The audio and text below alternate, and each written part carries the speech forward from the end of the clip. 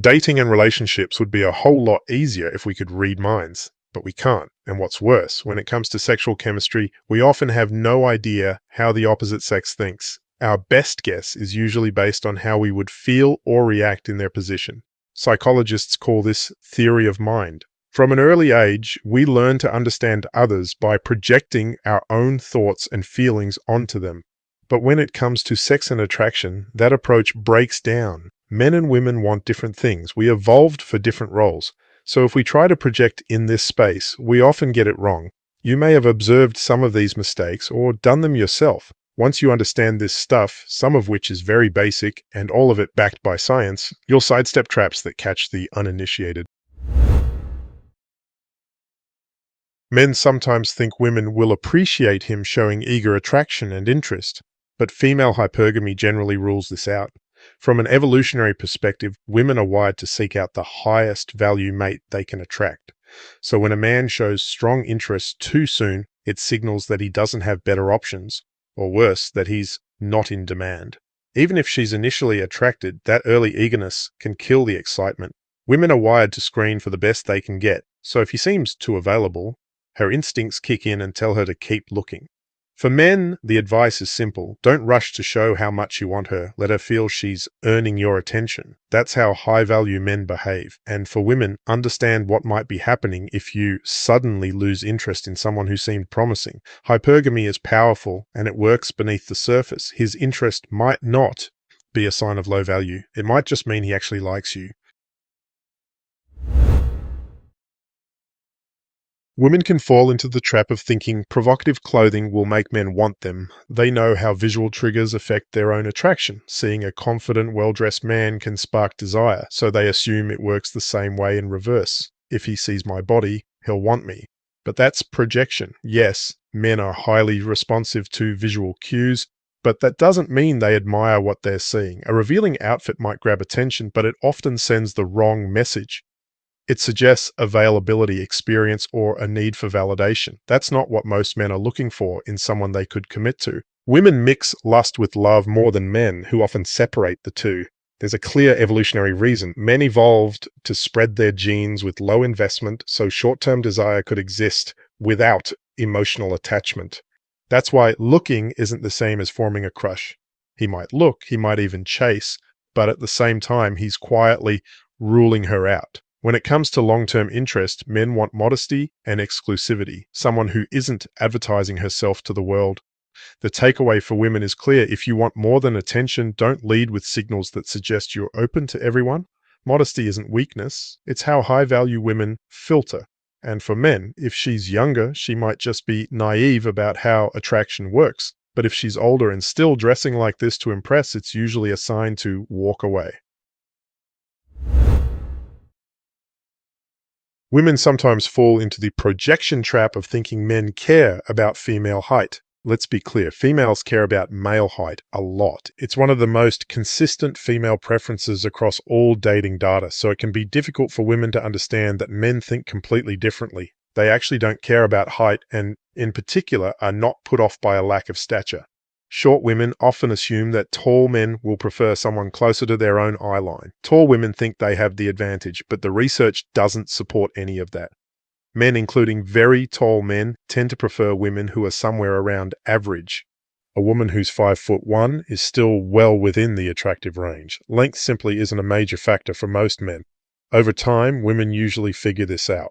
Shorter women who are dating soon realize that their height isn't the issue they thought it was. A tall man isn't ruling her out because she's small. He's looking at beauty, body shape, and overall presence. The message for women is simple.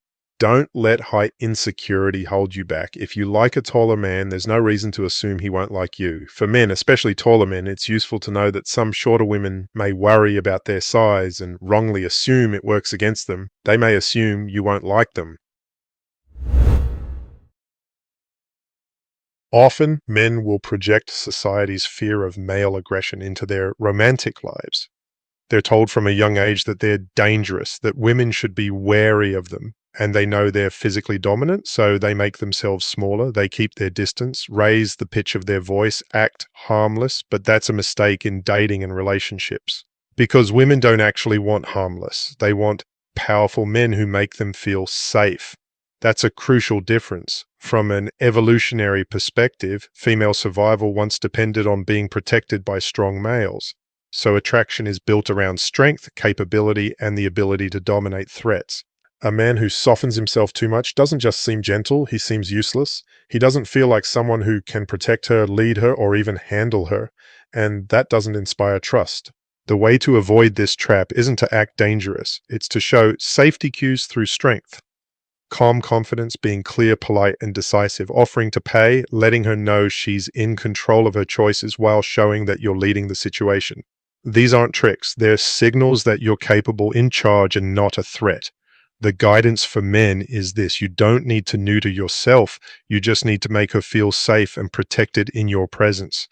Strong, decent men do that naturally, and for women, if a guy seems overly passive, he might just be reacting to a world that's told him to play it safe.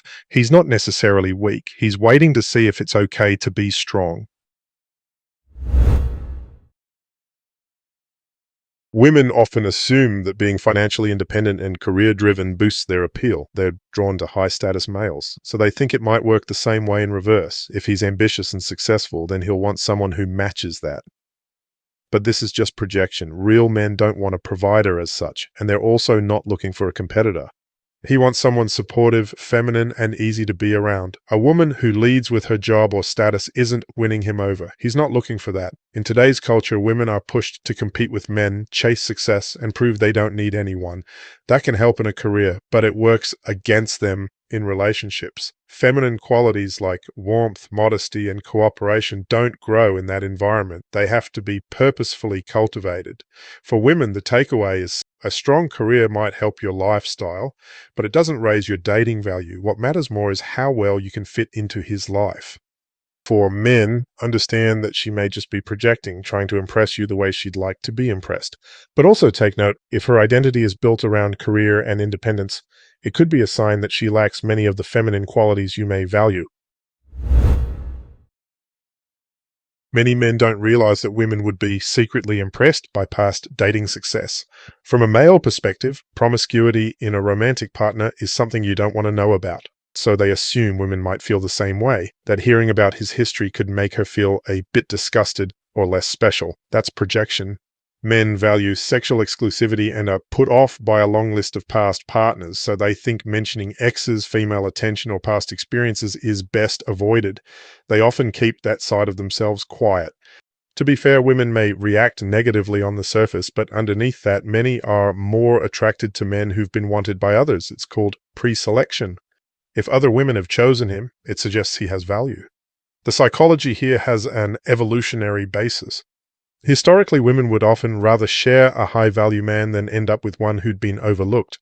Attracting females signaled strength, resources, or status. That same instinct still shapes how women assess male desirability today. By staying quiet, he avoids drama and letting secrets out, but also hides one of the clearest signals of male desirability. The guidance for men is simple. Don't go out of your way to hide your conquests. You should at least give women the impression that you're in demand.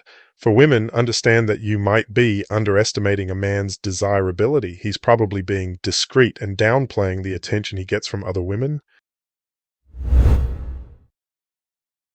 A big mistake many women make is assuming getting lots of male attention makes them more attractive. After all, they're drawn to men who are wanted by other women, but they're projecting in an area where male and female preferences are completely different.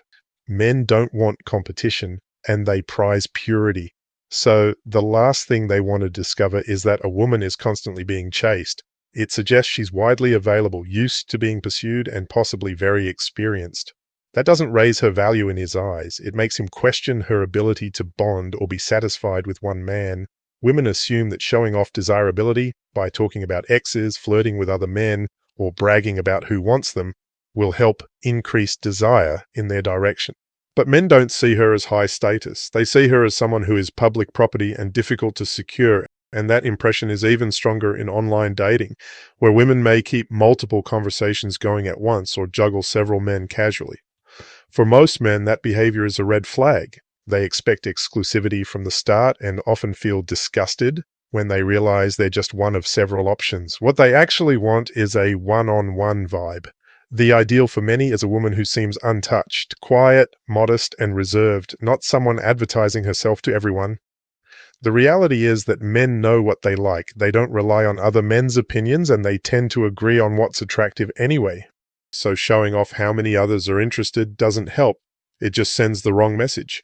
For women, the takeaway is simple. Don't treat male attention like a badge of honor. If anything, it lowers your appeal, especially when it looks like you're playing the field. For men, give her a bit of grace. If she's acting like this, she may just be trying to impress you without realizing how it comes across.